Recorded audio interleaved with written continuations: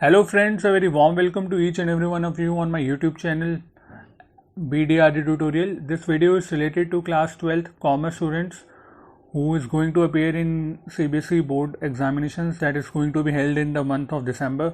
So in this video we will be covering up change in profit sharing ratio. That is, first of all we are going to understand what are the types of goodwill and the features and characteristics of goodwill, and the valuation methods of goodwill and some practical examples related to it. And in the next video we'll be covering up change in the profit sharing ratio among the partners and the reconstitution of the firm, like admission of partner in the firm. So without further ado, let's just start this video. तो सबसे पहले goodwill हमें जानना है goodwill क्या होता है। एक बिजनेस की जो रेपुटेशन होती है मेनली उसे हम गुडविल कहते हैं, और अगर सिंपल टर्म्स में आप समझना चाहते हैं तो it is something which places the enterprise at an advantageous position due to which the enterprise is able to earn higher profits without putting in extra efforts. Now moving on to the next content of this slide. Characteristics of goodwill. Intangible asset होती है. Intangible asset आपने पढ़ा होगा कि जिसको that does not have any physical existence, जिसे छू नहीं सकते, टच नहीं कर सकते, and it cannot have a separate existence from the enterprise. Goodwill value is dependent on the subjective judgment of the valuer, and it helps in earning higher profits. Now it is an attractive force which brings customers to old places of business. So these are the types of characteristics. इसमें से एक number question आ सकता है और options में ये 4-5 characteristics आपको पूछे जा सकते हैं कि ये इसमें से कौन सा कैरेक्टरिस्टिक्स है. तो प्लीज़ इन करेक्टरिस्टिक्स को ध्यान से पढ़ लीजिएगा. थ्योरी क्वेश्चन है बट बहुत ही इंपॉर्टेंट क्वेश्चन रहेगा. Now moving on to the next thing, classification of goodwill. सबसे पहले दो टाइप की क्लासिफिकेशन होती है, एक purchase goodwill and the next one is self generated goodwill. Purchase goodwill होता है, सपोज आप अपना कोई बिजनेसमैन अपना बिजनेस बेच रहा है, उस केस में जो उसकी परचेज कंसिडरेशन होती है और जो परचेज कंसिडरेशन की अगेंस्ट अगर उसकी नेट एसेट्स वैल्यू जो है वो कम हो रही होती है, तो जो बैलेंस वैल्यू होता है वो गुडविल होता है. तो goodwill acquired by making the payment. जो हम परचेज कंसिडरेशन पे करते हैं at the time of amalgamation, merger, या फिर कोई बिजनेस अपना बेच रहा है उस केस में, तो वो परचेज गुडविल होती है. सेल्फ जनरेटेड गुडविल होती है जो इंटरनली जनरेटेड गुडविल होती है which arises from a number of attributes that are running business possesses. Now moving on, method of valuation of goodwill. There are basically three types of methods: average profits method, super profit method, and capitalization method. Now we'll be in the next slides we will be dealing with these types of valuation methods in detail, and the related practical examples will be there on in order to help you to understand these concepts a little better. Now average profits method. Under this method the normal business profit, जो आपका normal business profit है, हम पूरे कई सालों का normal business profit जो है वो कंसिडर करते हैं, एंड देन जो उसका सम होता है टोटल बिजनेस प्रॉफिट का, उसके बाद उसका एवरेज निकाला जाता है, and then average is going to be multiplied by number of years purchase to arrive at the value of goodwill year. यहाँ ये ध्यान रखने का बहुत इंपॉर्टेंट है कि नंबर ऑफ ईयर्स की डेफिनेशन क्या है. Then the number of years purchase means for how many years the firm will earn the same amount of profit because of its past efforts after change of ownership. आपकी ownership change होती है, उसके बाद आप कितने सालों तक same amount of profit जो है वो अर्न कर सकते हैं, वो number of years of purchase consider कर लिया जाता है. नाउ मूविंग ऑन, इसे अब थोड़ा मैं इसे थोड़ा अच्छे से एक्सप्लेन करके बताता हूँ स्टेप वाइज, जिससे आपको थोड़ा ईजी भी रहे. सबसे पहले हमें क्या करना है कि नॉर्मल पास्ट प्रॉफिट्स देखने हैं एक कंपनी के. सपोज एक कंपनी है एक्स, उसके नॉर्मल पास्ट प्रॉफिट देखने हैं अगले पिछले 2-3 सालों की, है जिस मेथड में आपने डिसाइड करा है कि आपको कैलकुलेशन करनी है गुडविल की, उनकी 2 years of 3 years average profit करना है या 4 years of 5 years average profit करना है. तो सबसे पहले हम नॉर्मल पास्ट प्रॉफिट निकालेंगे, और उसमें से जो अब नॉर्मल गेन्स हैं या कोई नॉन बिजनेस इनकम है वो जो है हम माइनस कर देंगे, एंड जो अब नॉर्मल लॉसेस और नॉन बिजनेस एक्सपेंसेस हैं वो हम ऐड कर देंगे. नाउ इसके बाद एक रिजल्टेंट फिगर आ जाएगी जो हमारा प्रॉफिट होगा। सेकेंड स्टेप वही हुआ। थर्ड में हमने अपना जो एवरेज प्रॉफिट है वो निकाल लिया, नंबर ऑफ ईयर्स, जितने सालों के हमने प्रॉफिट्स निकाले थे, और divided bye number of years. Calculation जो होगी वो होगी एवरेज प्रॉफिट, जो हमारा एवरेज प्रॉफिट निकला है स्टेप 3 में, and into number of years of purchase. Now let us understand this concept with an example. It will be helpful for you. You can take the screenshot of this particular example and can use it for your future reference for your practice. Now in this example, a person called A purchased B's business with effect from 1st January 2021. It was agreed that the firm's goodwill is to be valued at 2 years of purchase of normal average profits of the 3 years. The profits of business for the last 3 years are as follows. 2018 में उसका 80,000 का profit था, जिसमें से कि 10,000 जो था abnormal gain था. अभी हमने पढ़ा था कि एबनॉर्मल गेन जो है वो रिड्यूस हो जाएगा. तो इस केस में अब इसका जो रिजल्टेंट प्रॉफिट है वो इस साल का है 70,000. नाउ 2019 1 लाख का प्रॉफिट है after charging in abnormal loss of ₹20,000. तो एबनॉर्मल लॉस हमने पढ़ा था कि गेन मतलब ऐड हो जाएगा, और जो इसका रिजल्टेंट प्रॉफिट है, जो नेट प्रॉफिट है इस साल का, वो हो जाएगा 1,20,000. 2020 में 90,000 प्रॉफिट था, बट उसमें जो है हमारा एक नॉन बिजनेस एक्सपेंस है, जो नॉन बिजनेस इनकम है, जो हमने 10,000 जो इंश्योरेंस प्रीमियम है वो लिया हुआ है. तो इस केस में 90,000 minus 10,000 that is 80,000 will be the net profit. तो अब इस हिसाब से हमें कैलकुलेट करनी है फर्म्स की गुडविल.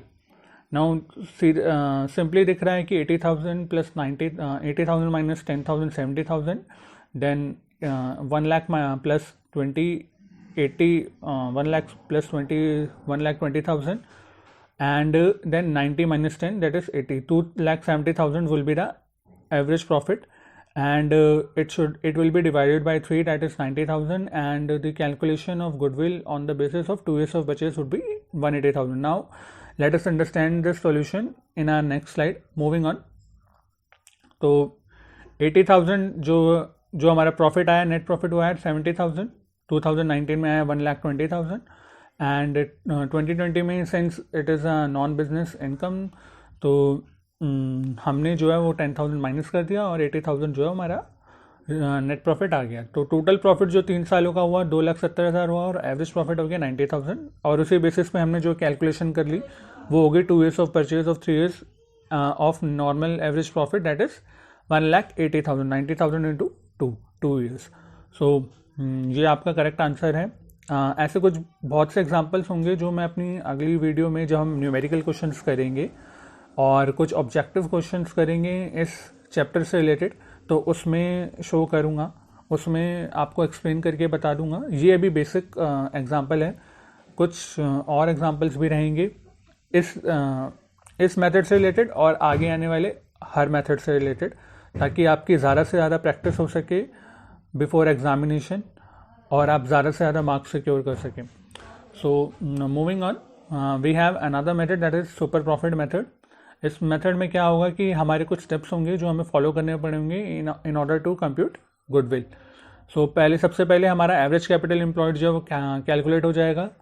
एवरेज कैपिटल एम्प्लॉयड होगा जो capital employed in the beginning plus capital closing capital employed और डिवाइडेड बाय 2. कैपिटल एम्प्लॉयड हमारा जो होता है वो होता है equity and reserves, equity plus reserves. तो ये जो फॉर्मूलेज हैं वो आप प्लीज़ याद रखिएगा. थ्योरी में पूछा जा सकता है कि इसके लिए क्या फॉर्मूला यूज़ होगा, तो फॉर्मूला आप प्लीज़ अच्छे से याद करके रखिएगा. स्टेप 2 में रहेगा कि हम एक्सपेक्टेड प्रॉफिट्स निकाल लेंगे अपने जो एवरेज प्रॉफिट्स होंगे. स्टेप 3 रहेगा कि नॉर्मल प्रॉफिट्स हमने निकाले on average capital employed by applying the following formula, that is average capital employed जो हमने ऊपर निकाला हुआ स्टेप 1 में, एंड एक नॉर्मल रेट ऑफ रिटर्न होगा in the same set of business. Like textile के केस में अगर कोई कंपनी है उसको अपना नॉर्मल रेट ऑफ बिजनेस देखना है, तो उसे same set of textile business की कंपनी का नॉर्मल रेट देखना होगा और उस हिसाब से वो अपनी जो है वो नॉर्मल प्रॉफिट जो है कैलकुलेट कर सकती है. Now moving on, step 4 will be the calculation of super profits. Second step में जो हमने निकाला average profits divided by minus normal profits, जो हमारा थर्ड स्टेप में निकला है normal profits. And normal profits मैंने जैसे आपको बता दिया कि एवरेज कैपिटल एम्प्लॉयड जो स्टेप 1 में है into normal rate of return, जो आपका रेट ऑफ रिटर्न रहेगा आपकी कैपिटल पे, उसके हिसाब से आपका नॉर्मल प्रॉफिट्स निकल जाएगा. नाउ उसके बाद जो स्टेप 5 होगा वो होगा calculate the goodwill by multiplying the amount of super profit. जो हमने फोर्थ स्टेप में सुपर प्रॉफिट कैलकुलेट किया है उसी को हम नंबर ऑफ ईयर्स से मल्टीप्लाई करके गुडविल की जो वैल्यू है वो निकाल लेंगे. तो आइए ज़रा इसे एक एग्जांपल से समझते हैं. Firm earned net profits during last 3 years as follows. Year 1 में 18,000 है, ईयर 2 में 20,000 है एंड ईयर 3 में 22,000 है. And the capital investment of the firm is 60,000 and rate of return is 10%. Now हमें इस केस में जो वैल्यू ऑफ गुडविल निकालनी है on the basis of 3 years purchase of the average profit of the last 3 years. तो basically हम तीनों जो सम है हम स्टेप 1 से लेके चलते हैं. सबसे पहले तो 60 हम अपना कैपिटल एम्प्लॉयड देखेंगे जो कि ऑलरेडी ही मेंशन करा हुआ है. कभी कभी क्वेश्चन में होगा कि आपको ओपनिंग बैलेंस और क्लोजिंग बैलेंस दिया होगा तो हमें एवरेज कैपिटल एम्प्लॉयड जो है वो निकालना पड़ेगा. इस केस में इस क्वेश्चन में हमें सीधा सीधा एक अमाउंट दिया हुआ है कैपिटल एम्प्लॉयड का. तो इस केस में हमें वो फॉर्मूला स्टेप 1 में जो हमने फॉर्मूला लिखा हुआ है उसको यूज़ करने की ज़रूरत नहीं है. तो हमारा जो नॉर्मल प्रॉफिट बन जाएगा वो 60,000 इंटू 10% दैट इज 6,000. एंड जो एवरेज प्रॉफिट बन जाएगा वो 18 plus 20 plus 22 divided by 3 that is 20,000. तो 20 हमारा जो अब सुपर प्रॉफिट हो गया.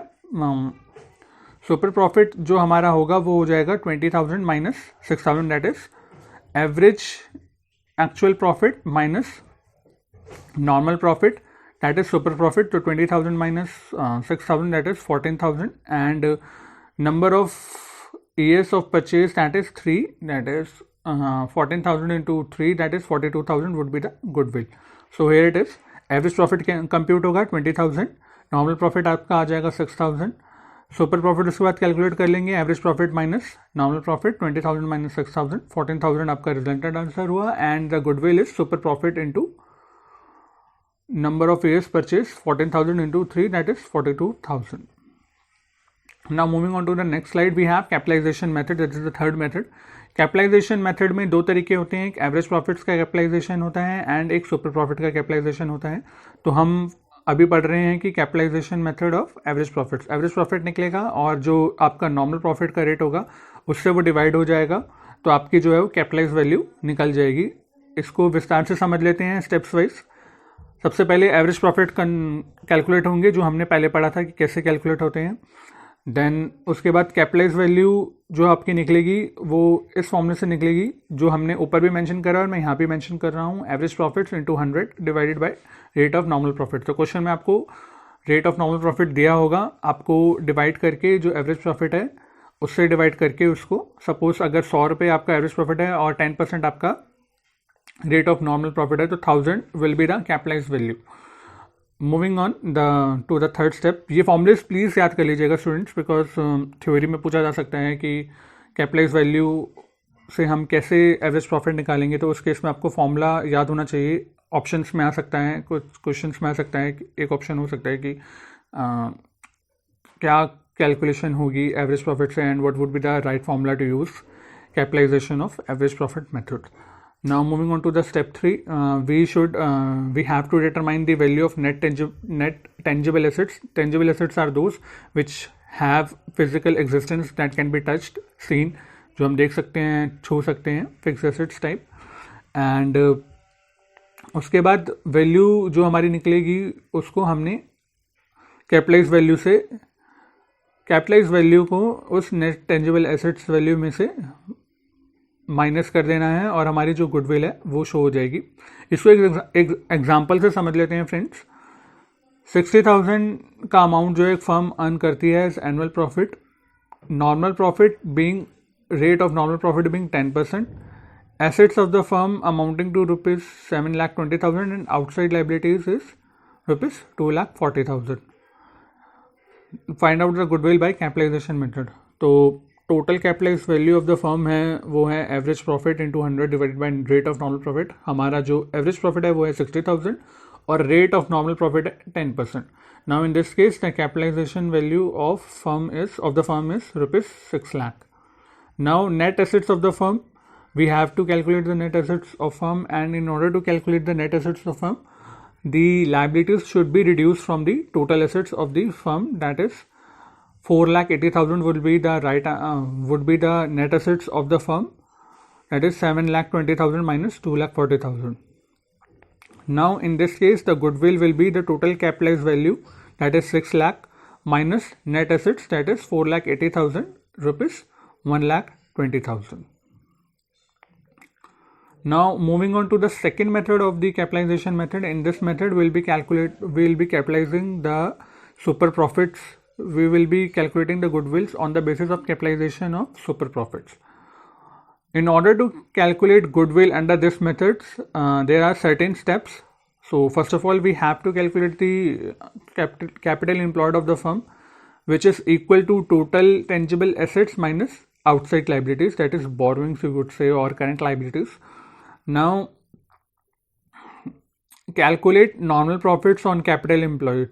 जो हमने ऊपर कैपिटल एम्प्लॉयड का निकाला है, कैपिटल एम्प्लॉयड की जो हमारी फिगर आई है उसके अगेंस्ट जो है हमें नॉर्मल प्रॉफिट निकालना है by using the formula, that is capital employed into rate of return. जो आपको रेट ऑफ रिटर्न दिया होगा उसके अकॉर्डिंग आपका नॉर्मल प्रॉफिट्स आ जाएंगे. Calculate average profits for the past years. हमें पास्ट के कुछ ईयर्स का प्रॉफिट, एवरेज प्रॉफिट निकालना होगा. And then we have to calculate super profits, जो कि होगा हमारा average profits minus normal profits. और गुडविल उसके बाद जो फाइनल स्टेप होगा वो हो जाएगी super profit into 100 divided by normal rate of return. तो एक एग्जांपल से इस कॉन्सेप्ट को समझ लेते हैं दोस्तों. आप क्या कर सकते हैं, इस एग्जांपल का स्क्रीनशॉट ले सकते हैं, प्लस जो मेरी स्लाइड्स हैं इनका स्क्रीनशॉट लेके आप इसे पढ़ सकते हैं. तो आपको बहुत ही यूज़फुल रहेगा आपके एग्जामिनेशन के लिए.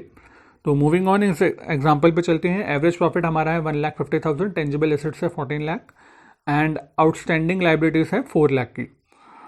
एंड इस क्वेश्चन में जो नॉर्मल रेट ऑफ रिटर्न है वो 10% ऑफ कैपिटल एम्प्लॉयड है. नाउ सीधा सीधा हम देख सकते हैं कि जो हमारा कैपिटल एम्प्लॉयड होगा that would be 14 lakh minus 4 lakh, that is 10 lakh. And the normal rate of return and the normal profits in this case shall be 10 lakh into 10%, that is 1 lakh. Average profit हमें दिया हुआ है, average profit minus normal profit करेंगे तो हम जो है अपना गुडविल निकाल लेंगे. And the goodwill of 10 lakh जो हमारा हो गया वो हो गया capital employed. And average profit 1,50,000 and normal profit 1 lakh. So हमारा सुपर प्रॉफिट हो गया 50,000 का.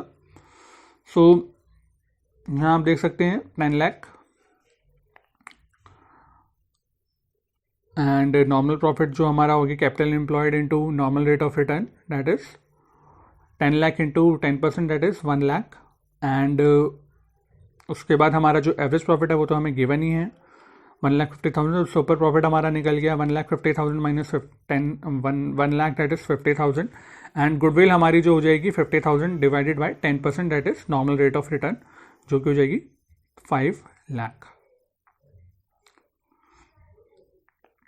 ओके, सो ये बेसिक एग्जांपल्स हैं. अपनी अगली वीडियो में मैं कुछ और एग्जांपल्स कवर करने वाला हूँ गुडविल के, प्लस थोड़े से क्वेश्चंस रहेंगे एमसीक्यू फॉर्म में.